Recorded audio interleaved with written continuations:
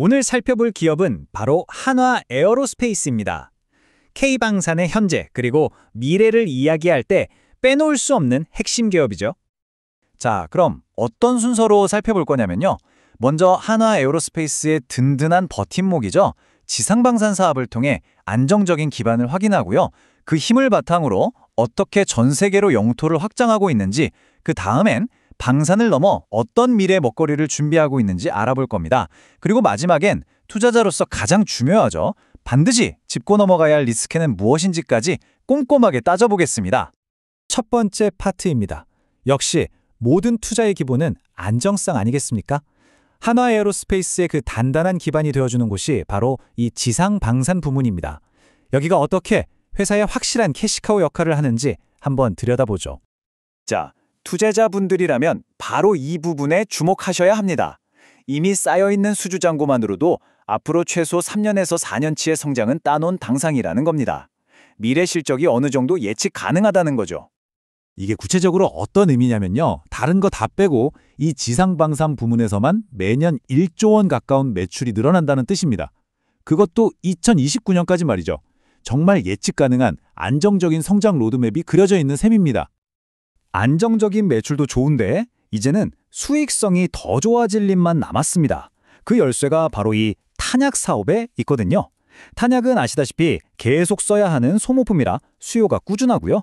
기술 장벽도 높아서 이익이 많이 남는 고마진 사업입니다. 2027년 하반기부터 이 탄약 생산 시설이 확 늘어나는데 이게 회사의 전체 이익 구조를 한 단계 위로 끌어올릴 아주 중요한 변곡점이 될 겁니다. 이렇게 탄탄하게 쌓아올린 기반이 있으니까 이제 이걸 발판 삼아서 더 큰 무대로 나아가는 거죠. K방산의 심장, 바로 공격적인 글로벌 영토 확장으로 이어집니다. 가장 가까운 시일 내에 터질 수 있는 가장 큰 건 어디일까요? 바로 사우디아라비아입니다. 지금 왕실 직속 부대랑 대규모 계약을 두고 막바지 협상을 벌이고 있습니다. 한화가 내세우는 무기는 단순히 성능 좋은 장비가 아닙니다. 이스라엘을 보시면 그 전략이 딱 보이는데요. 그냥 물건만 파는 게 아니라 아예 현지에 공장을 지어주고 기술도 넘겨주고 심지어 그 나라 군대에 딱 맞는 훈련 프로그램까지 이 모든 걸 하나의 토탈 패키지로 제공하는 겁니다. 이건 뭐 경쟁사들이 따라오기 힘든 강력한 무기죠. 노르웨이 사례를 보면 한화가 얼마나 시장을 영리하게 파고드는지 알 수 있습니다. 이 표를 보시면 상황이 명확하죠? 세계 최강이라는 미국산 무기는 지금 주문이 너무 밀려서 제때 납품이 안 되고 있고요. 이스라엘산은 아시다시피 지정학적 리스크가 있습니다. 바로 그 틈새를 한화의 천무가 빠른 납기와 안정성이라는 무기로 파고들면서 아주 유리한 위치를 차지하게 된 겁니다. 사우디나 노르웨이 같은 새로운 시장뿐만이 아닙니다. 기존의 핵심 고객인 폴란드, 이집트 같은 나라에서도 사업이 계속 커지고 있어요. 보시는 것처럼 유럽과 중동 곳곳에 이렇게 촘촘하게 수출 파이프라인을 깔아놨다는 건 한두 건의 계약이 흔들리지 않는 아주 안정적인 포트폴리오를 갖췄다는 뜻입니다.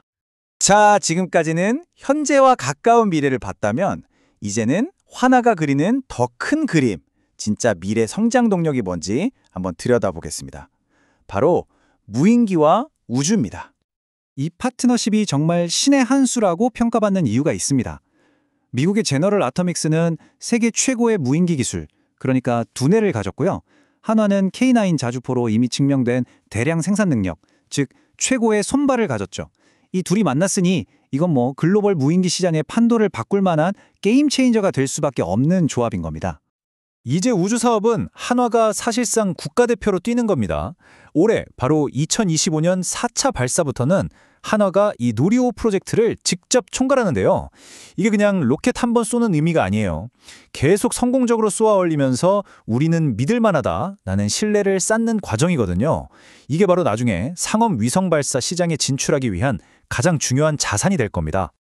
그러니까 로켓을 만들어서 쏘고 거기에 실을, 위성도 만들고 그 위성을 이용해서 서비스까지 제공한다.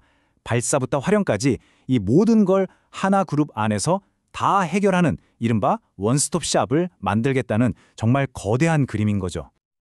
자, 물론 장밋빛 전망만 있는 건 아니겠죠. 똑똑한 투자자라면 당연히 리스크도 따져봐야 합니다. 우리가 반드시 던져야 할 질문들은 뭘까요? 가장 많이들 궁금해하시는 게 바로 이겁니다. 해외에 자꾸 공장을 지으면 아무래도 마진이 좀 깎이는 거 아니냐, 수익성이 괜찮겠냐 하는 거죠. 그 질문에 대한 답이 바로 이 표에 있습니다. 네, 맞습니다. 솔직히 직수출이 마진은 제일 높아요. 하지만 수익성이 가장 낮은 국내 내수 시장보다는 현지 생산이 훨씬 이득이죠. 그러니까 한화의 전략은 이거예요.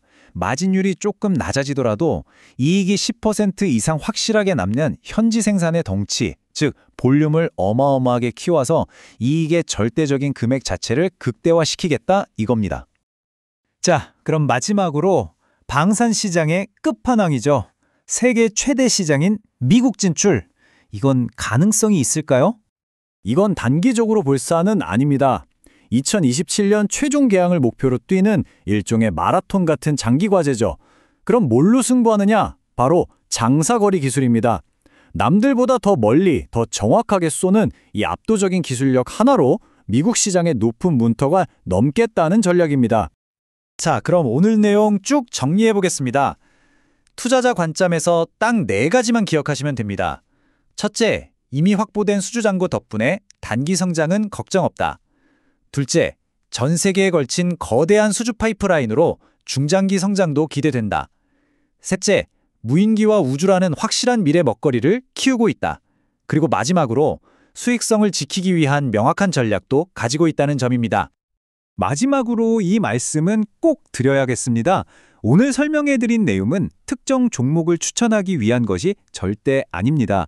투자는 항상 본인의 신중한 판단하에 이루어져야 하며 모든 결정과 그에 따른 책임은 투자자 본인에게 있다는 점을 반드시 기억해 주시기 바랍니다.